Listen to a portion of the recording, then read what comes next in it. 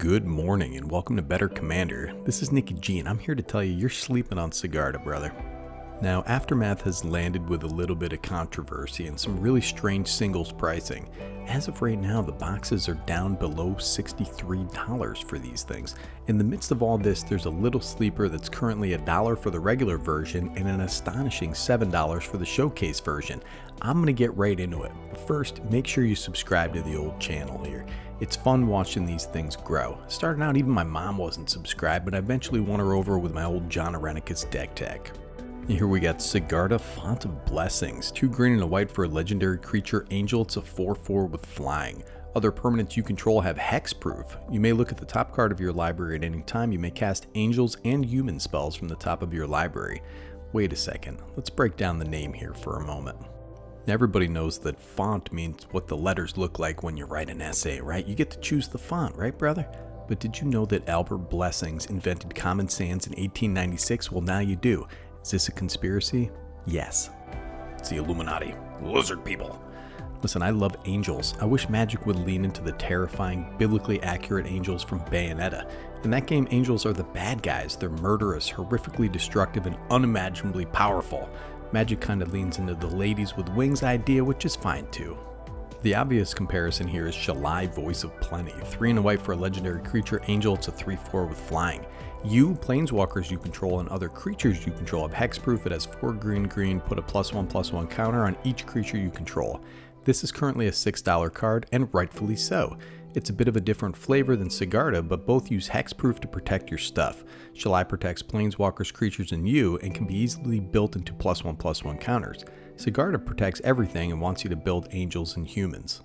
These split tribe commanders are interesting. You can choose to build into one or the other and include specific enablers and payoffs, but since Sigarda doesn't do too much to buff either, you really could just concentrate on selecting the best of both creature types, or tailor your deck to fit a specific sub-theme.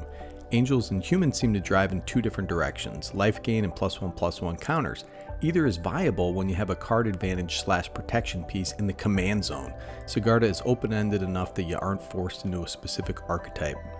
Also keep in mind that neither Shalai nor Sigarda, Font of Blessings, I know that font is actually a synonym for fountain, I was just kidding before, dude, I'm pretty vocabulariously educalized. Neither of these legends protect themselves, but really that's okay. If you're running Sigarda as your commander, then it's just an added layer of protection between your real threats in the 99 and some targeted removal. If your opponents have some pieces of removal, they'll need to double up to get to your other stuff. I mean, listen, people run Swiftfoot Boots, right? Because it's a house. It can go in basically any deck. It's in over 700,000 decks on EDHREC, isn't color locked, but it makes the case for Sigarda, Font of Blessings in the 99 of any deck that can run her. Alright, listen, Swiftfoot Boots and Font of Albert Blessings are different card types, and creatures are easier to remove from most colors. Honestly though, there's so much permanent removal like Anguished Unmaking and Beast Within that it won't matter too much anyways. That's what I see most people running. But listen, Sigarda can beat in for 4 damage in the air, which is not nothing. Swiftfoot Boots can't beat in for 4 damage in the air, dude. Sigarda also protects the rest of your stuff. You have some other key permanents out there, like Aura Shards or something. And if she's a lieutenant in your deck protecting your commander, she might as well protect your dang Swiftfoot Boots too. So, though Sigarda is color locked to Selesnya inclusive commander decks, in those decks, especially if they're creature based, she does a decent enough impression of Swiftfoot Boots to consider inclusion. Now, as far as I was aware, hexproof had kind of fallen out of favor in recent sets. I'm surprised they've printed this blanket effect into a standard set. Aftermath is standard legal, right? I thought they were moving forward with Ward. I remember seeing articles talking about how hexproof was way too strong. Although some cards have Ward 4, may as well be hexproof anyway, like these old winged boots. You ain't firing off the swords to plowshares for 5 mana, dude. Also consider this guy, the old Guardian Augmenter. This thing's in 21,000 decks. 2 and a green for a creature troll wizard, it's a 2/2 with flash. Commander creatures you control get +2/+2. Commanders you control have hexproof. After years of research, he finally unlocked the formula for the Falcon Punch, dude.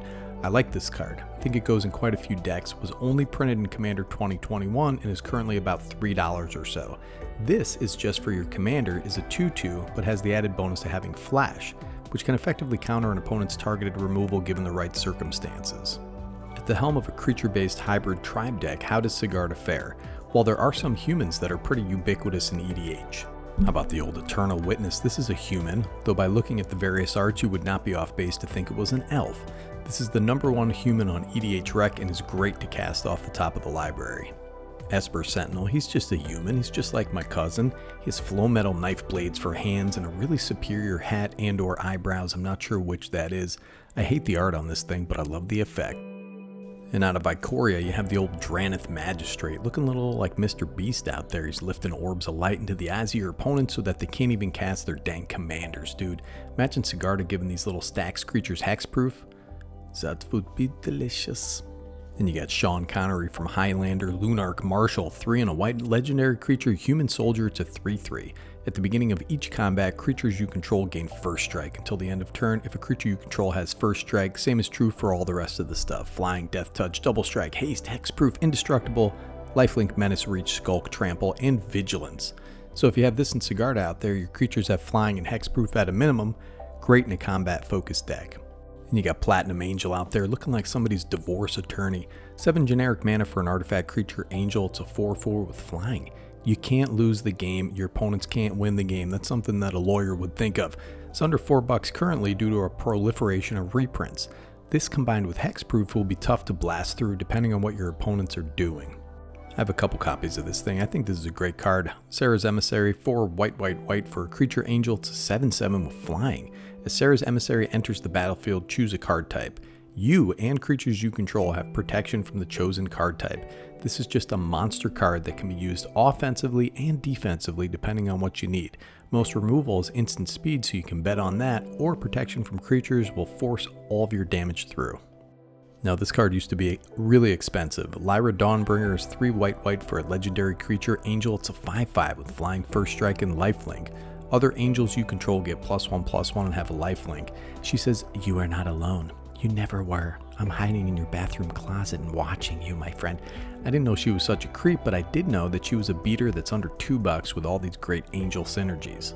My friends, adding green to an angel deck makes ramping super easy. Add some combat-centered win conditions to angels like a Beastmaster Ascension. Giving all your flying angels +5/+5 is going to win the game pretty easily. And remember, there are some overlapping cards between angels and humans, like the old Herald of War. 3 white for a creature angel. It's a 3/3 with flying. Whenever it attacks, put a +1/+1 counter on it. Angel spells and human spells you cast cost 1 less to cast for each +1/+1 counter on Herald of War. This is a cost reducer for angels and humans, feeds into the counters theme if you want to include cards like Hardened Scales and stuff like that. Alright, let's take a look at the showcase version and why is it $7. It's a little bit abstract. She doesn't have a very defined face. It's stylized, pretty awesome looking, I think. I gotta be honest, man, though I'm not sure why this is a $7 card in this environment. The fall sunflower grain frame does it for me, man. I like it. It's fancy. It looks like a magic card, but brings me right back to the folk horror aesthetic that Innistrad was trying to evoke in the last visit. I dig it. Now, tell me why it's $7.